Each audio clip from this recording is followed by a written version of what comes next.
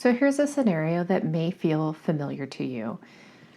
Maybe you're in the kitchen and you're kind of listening, half making lunch, and then you hear your kid in the background, the sound that maybe you're a little too familiar with, which is the sound of a controller hitting the couch or the wall or the floor, and then they stomp and they slam the door and they've entered full meltdown mode. And it's possible that these kinds of meltdowns happen even when they're not playing against anyone. It can be a single player game, or it can be something that they're encountering with siblings. But often it's just them and the screen, and whatever level apparently has it out for them personally. And in these moments, you may ponder and think to yourself, is this a me problem? Is it a them problem? A screen time problem? Is it all three or none of the above? And the thing is that if you're a homeschool parent, this can hit a little bit different because you're not just managing a tantrum, you're kind of wondering in the background, if they can't handle losing to a computer at home, how are they going to handle a social scenario or a co-op class or a group project, a team sport where someone else is in charge? And that spiral can be really real. I've been there.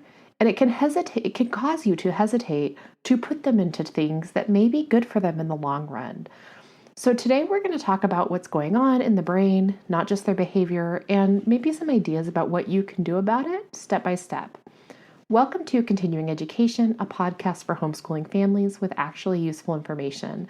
I'm Heidi, and this is a show where we take what actually works in education research and translate it into something you can use at your kitchen table or your living room floor or wherever learning happens to be today. This episode is about gaming rage, emotional regulation, and why it's one of the most important things that you can teach your kiddos. So let's start with the reframe because I think this is really key. Losing gracefully is a skill. It's not a personality trait some kids are born with and others aren't. It requires impulse control. It requires perspective taking, the ability to step back and say, I'm still okay even though I lost. It requires separating your sense of self-worth from your performance in a game. And these are all executive function skills that can take time, often years, to develop. And it's particularly difficult to develop for some kids who are maybe neurodivergent or struggle with those social skills. And the truth is, we sometimes look at the meltdown and we think our kid is being dramatic or manipulative, or they're just being difficult. And I'm not saying that those moments don't happen, but a lot of the time what we're actually seeing is a kiddo whose brain doesn't yet have the hardware and the connections to do what we're asking it to do. And video games make it really hard to do this because they're designed on purpose to be intensely stimulating, to hold your child's attention as long as possible. And there's this dopamine loop in gaming that is very real. You get small rewards, there are near misses, just one more level. And so when the game ends badly, the crash is real too. And that nervous system gets revved up. Then suddenly there's nothing to show for it. And that's really frustrating. That's a real hard landing for anyone. And for a kid with a still developing brain, that can be even more difficult. So here's something to consider. When a child is in full flight or fight mode, screaming, slamming, stomping, the rational parts of their brain are essentially offline. The prefrontal cortex, which is the part responsible for reasoning, planning, and impulse control, is not available at that moment. You cannot reason with a child who's in a rage state. You can't teach them anything. The only job in the heat of the moment that you have is to help them come back to calm, and the teaching can happen after that. And I say this as someone who has spent years in crisis mode with my own kids until we kind of developed a better rapport and I learned how to engage them in a different way. So before we get into the research, I want you to know this is not a character flaw. This is a developmental process, and it's very normal. And you, as the parent who's home with them, are in the best possible position to help them through it. So let's talk about what the science actually says, because it's genuinely reassuring once you see it. So let's talk about the brain piece.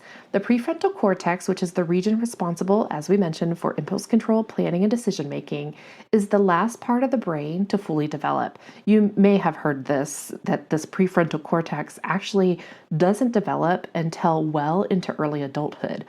There's been research published and cited across developmental psychology textbooks, if you've ever peeked into those, it confirms that the development process doesn't wrap up until around age 25. 25. So when your 9-year-old can't regulate their frustration after losing a level, it's not because you failed to discipline them. It's just the neuroscience of how their brain works. There's actually a published review by Dr. Mariam Arian and his colleagues. They published a neuropsychiatric disease and treatment review that documented this process, that the prefrontal cortex is the last brain region to fully mature, and that several executive functions remain under construction until adolescence. And the result is what researchers can call an imbalance, that basically the emotional centers of the brain, the limbic system, the amygdala, are firing hot while the cognitive control system that's supposed to counterbalance them hasn't caught up yet. And I've seen my own kiddo experience some of this, and I have talked to many other parents who have experienced this as well. In fact, I think a lot of times when we as parents, we say, oh, they're very mature for their age, except for this one thing, right? They may have this one thing that just kind of makes you think, oh yeah, they're 9, right? And I think that's that balance concept, that they may be very emotionally mature in certain scenarios, but then they may also be very immature in balancing what it requires to kind of keep their cool and composure. And to be honest, I'm not a science guru. I'm interested in the science because I feel like it validates what I see with my kid. And so I don't know all the magic science behind it. But when I read that, and when I let it kind of land in my mind and think about what that meant for me and my kiddos, it changed how I look at my kids mid-meltdown. That they're not actually choosing that meltdown. Their brain literally can't do the thing I'm asking of it yet. So let's talk a little bit about what helps, the validation piece. One of the most well-supported findings in child development research comes from the work of Dr. John Gottman. You've probably seen his books. He's a psychologist at the University of Washington who spent decades studying how parents and children interact around emotions. And Gottman identified what he calls emotion coaching. And the findings are really interesting. His research showed that children whose parents acknowledge and validate their emotions, rather than dismissing or punishing them, develop the ability to self-soothe more quickly. They were also able to calm down faster after emotional storms. And over time, they built better emotional regulation skills overall. And here is a quote that kind of frames how Dr. Gottman framed it. Parents who emotion coach view negative emotions as opportunities for intimacy or teaching rather than something to be shut down or fixed immediately. And I think that that's a different reaction than most of us kind of default to, myself included. But along these lines, the practical application is kind of simple, that you can name what you see without judgment, like, I can see you're really frustrated right now. And that's it. You're not agreeing that the game was unfair. You're not letting the behavior slide. You're not letting them get away with anything. You're just acknowledging the feeling, because the feeling that they're having is very real. And according to the research, that acknowledgement, that validation, is what helps the nervous system kind of begin to settle down. Now, I know some of you are carrying an extra layer of worry here. As homeschoolers, we struggle with the concept of, if my kid can't handle losing at home, or they can't handle this type of interaction at home, then what happens in the real world? And it's a fair question. And so I want to give you some research to hold on to. Dr. Richard Medlin, a professor of psychology at Stetson University, he conducted a comprehensive review of homeschool socialization research. His findings said, quote, compared to children attending conventional schools, research suggests that homeschooled children have higher quality friendships and better relationships with their parents and other adults. They are happy, optimistic, and satisfied with their lives, close quote. So if that is all you take from this, I want you to know that your efforts and your ability to kind of manage this with your kiddo, even if they're not doing exactly the way you want them to do, maybe that quote can bring you a little peace in the moment. And that's not despite the homeschool environment. In fact, Medlin's research suggests it's partly because of it, because intentional homeschool parents build in a variety of social experiences and are able to work more closely with their children on the exact types of skills that we're talking about today. And there is a caveat, and Medlin is pretty clear about this in his research. It's that the outcomes are positive when parents are intentional. And that's the work we're doing right now. And it's one of the reasons that I have gotten into this podcast concept, because I've really tried to learn a lot of the intentional practices and how to teach my kids, how to help them learn emotional skills, not just the social and emotional concept, but also academically, that homeschooling should be very intentional. So let's talk a little bit about putting this into practice. And this is the part that where we want, really just let's get practical, right? The first thing is, and these are I'm drawing upon some of the learnings that I've had throughout my years of parenting, along with talking to countless other parents. The first thing is, don't match their energy. And I know that it can be tempting to, when they escalate, you escalate, or when they yell, you yell back. But when your kid is melting down, your own nervous system, it wants to spike too. That's not really a character flaw in you. That's kind of co-regulation, and it goes in both directions, right? But the thing is that your calm is the most powerful tool in the room right now. Your tone, your slow movements. If you can get to a place of genuine calm before you walk in, do that. If you can't, and sometimes you can't, you can aim for the appearance of calm, or you can pause and not engage in that very moment. Take a minute, take a beat, count to 30 for yourself, because that time that it takes you to get back down, to de-escalate yourself, can really matter. And this is a skill worth practicing before things get too hot. You can tell your kids, when things get really hard, I'm going to stay calm, not because I don't care, but because I'm trying to help your brain get calm too. And then kids will understand why you're doing something. They better understand why you're doing the thing, and then they're more likely to cooperate with it, right? The second thing is, name it without judgment, like we talked about previously. So once you're calm, go in and acknowledge what you're seeing. Something like, I can see you're really upset right now, or that level was frustrating, or even like, that would make me really upset too. Short, direct, no lecture, no judgment attached to it. What you're not doing is, you're not agreeing that the game was unfair. You're not dismissing their feelings. You're not launching into a lesson about good sportsmanship. You're just saying, I see you. That acknowledgement, which was backed by Gottman's research that we talked about before, is what helps a child begin to kind of move through the emotion rather than getting stuck there and fixating on it. The third thing is, you can build a calm down toolkit before you need it. So you can't teach a kid to use a fire extinguisher while their hair is on fire. The tools that are needed to de-escalate often need to be established before the storm occurs. So when you have time, sit down with your child on a calm day, not after the meltdown, and talk about what helps them when they feel hot. Or ask them what feeling, I touched the mic. Ask them what they're feeling in their body. Do they feel hot in their body? Do they feel a tight feeling in their chest? And then say, what kinds of things help your body lose that feeling so that you feel better? Some kids need movement. I have one kiddo who has to walk. He has to pace. He has to climb. Some kids need to squeeze something. Some need to go somewhere quiet. Some respond to deep breathing, like doing 3 big belly breaths. You can make a list together. You can name the spot in your house where they can go. Maybe go to a calm corner or a reset spot.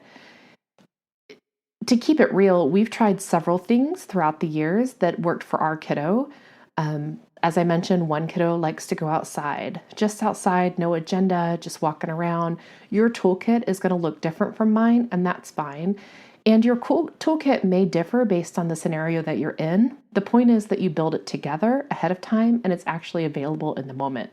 I'm going to give you 2 toolkits that we've used. So I had one kiddo when he got frustrated, and this was 10 years ago.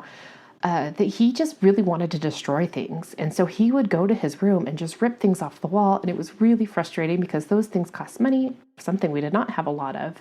And so I actually purchased different types of construction paper. I purchased things that he could rip.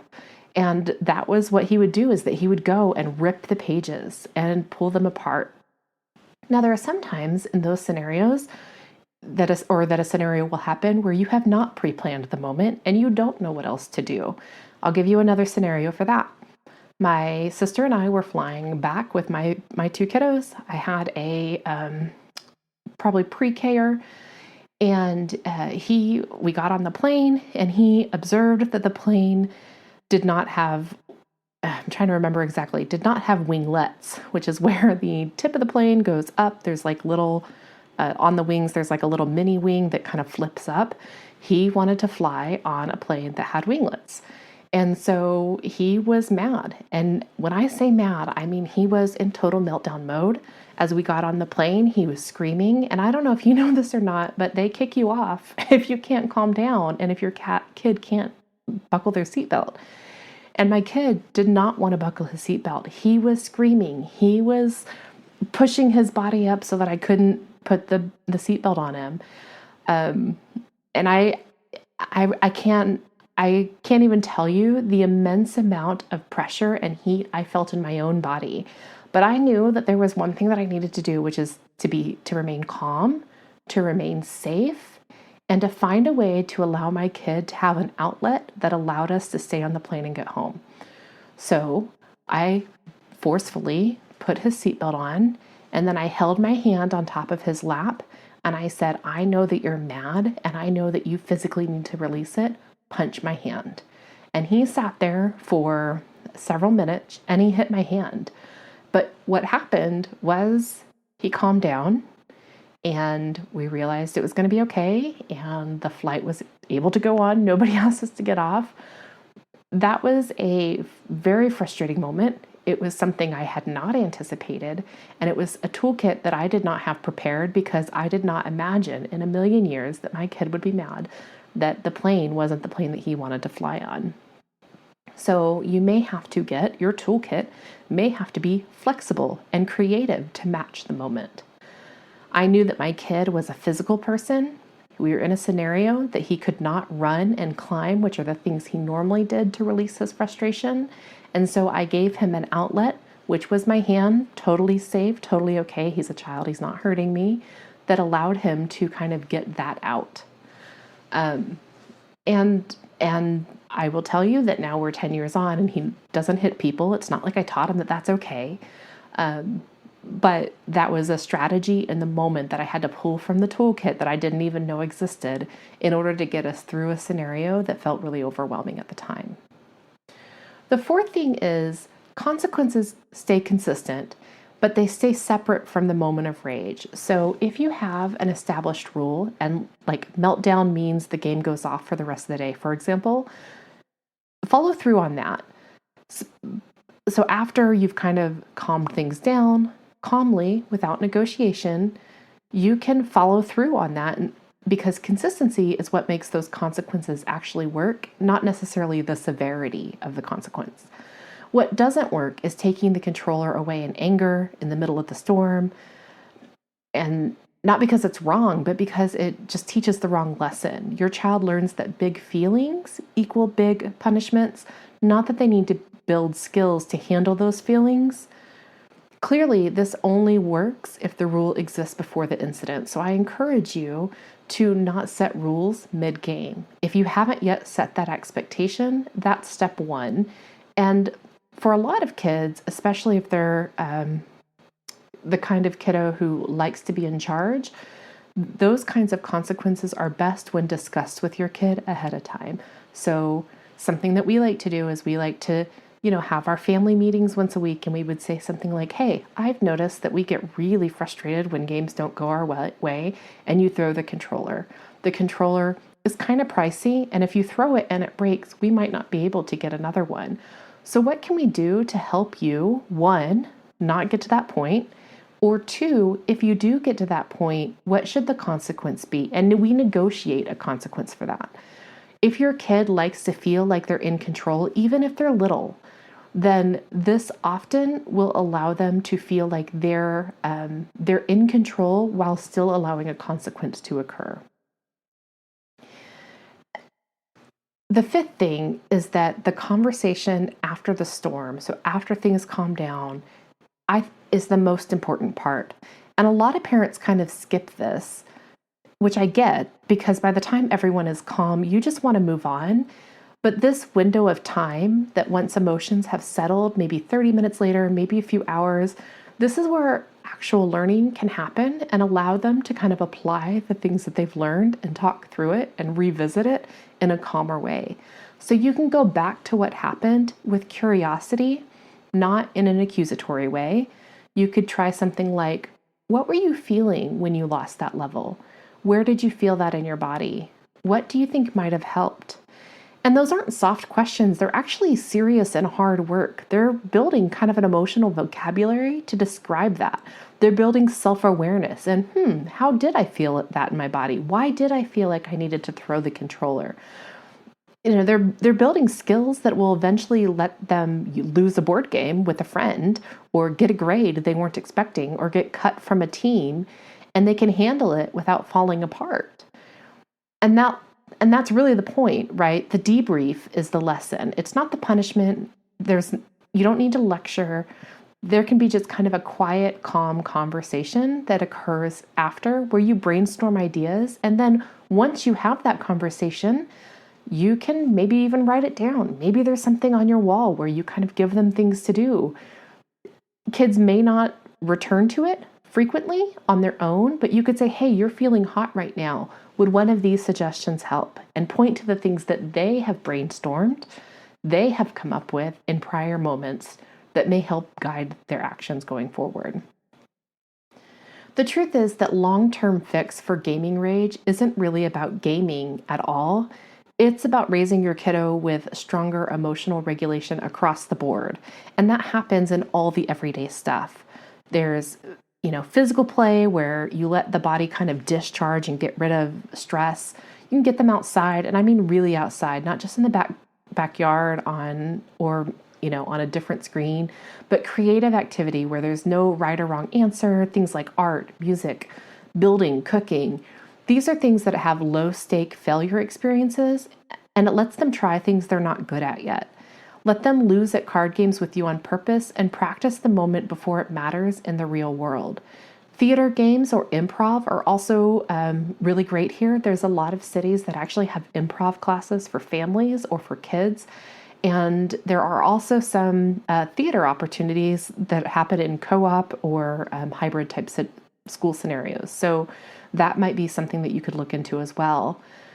Games like Freeze or Alphabet Improv, those can build impulse control and emotional regulation while actually being fun. So if you get together and you play with other kiddos, maybe create a game of Freeze or Simon Says. Those are fun ways to kind of build that impulse control concept. I really love these for homeschool families specifically because they can live in so many places. That play date or family game night or co-ops or just a day at the park, but also because so many homeschool families, especially that I see in my own circles, are often struggling with the same thing. And so if parents can verbalize that when they're in a parent-only setting, they can plan and execute some of these kind of fun activities to help their kids build those skills. And then when those things happen to you, you can also model it and say things out loud. Like I got really frustrated when the recipe didn't turn out. I had to take a walk before I could think clearly. I do this with my kids all the time. I realized that my kids weren't necessarily going to just pick up on it, that I needed to verbalize it and model the behavior and kind of walk through my thought process. Because kids who hear adults name their emotions become kids who can then name their own. And so I had to name those emotions so that they understood what those emotions were, how they feel, what they look like. And it wasn't a coincidence that as they got older, they start to be able to name those emotions as well. And that's how the skill is built. Well, I'm not perfect at any of this, and I want to be very clear about that. The piece that kind of changed things for us wasn't a technique that we put into play. It wasn't one thing that made everything perfect. We've done hundreds of techniques over the years. It was really the reframe that happened in my mind when I stopped seeing the meltdown as kind of a behavior problem that needed to be corrected and started seeing it as a skill gap that I needed to address and build. All of that kind of shifted, and it wasn't overnight, but a lot of our conversations got calmer over time. The repair happened faster, and I stopped dreading screens or games or certain environments because I stopped feeling like every hard moment was somehow evidence that I was failing in all the ways. And the homeschool layer here is very real because I've heard it from so many of other homeschool families, and I know that I experienced it a lot. There really is this fear that, like, if you can't handle losing to a computer, how do these kids go to a social environment where they lose in front of other kids? And I asked myself that same question a lot, and that same fear actually prevented me from enrolling my kiddos in certain programs and activities because I was scared of the same thing. But avoiding social situations doesn't fix that underlying skill. Along those lines, it actually makes it worse. The research on gradual exposure, which is kind of like starting small, one-on-one before group, or one class before 5, that's not coddling, that's actually scaffolding, which I've talked about in prior episodes. Scaffolding is a legitimate teaching strategy. You can start where you are. Maybe you do one play date or one low-stakes game with another kid. Let them lose and then help them process it. The repair is the learning, and you just have to help them complete the loop. And, the truth is, your controller will get slammed again, probably this week, maybe tomorrow, I don't know.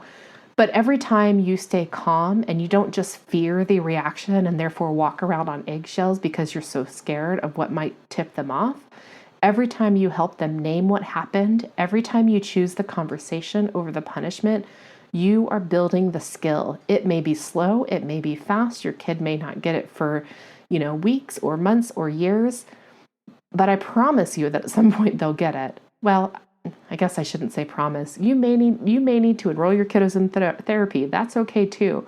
But something that will matter long after the games are gone and they start navigating the actual hard stuff.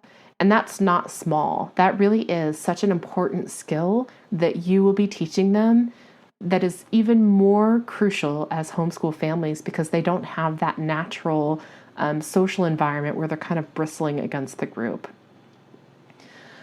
So, to close, the kid who rages at a video game, I promise you they're not broken. They're practicing, and so are you as a parent, and that's what I want you to just kind of allow yourself to feel. You are not failing as a homeschool parent because your child hasn't yet mastered that emotional regulation piece. You're in the middle of teaching it, and that is some of the most important work that you'll do. And I mean it when I say that I think this skill is more important than the math. It's more important than the writing. It is a very crucial skill. Show notes for this episode are linked. You'll find the research that we talked about and some additional resources on emotional coaching and gradual exposure if that's something you want to dive into. Thanks for being with me. I'll see you next time. If this is something that you benefited from, share with a friend, like and subscribe and all that.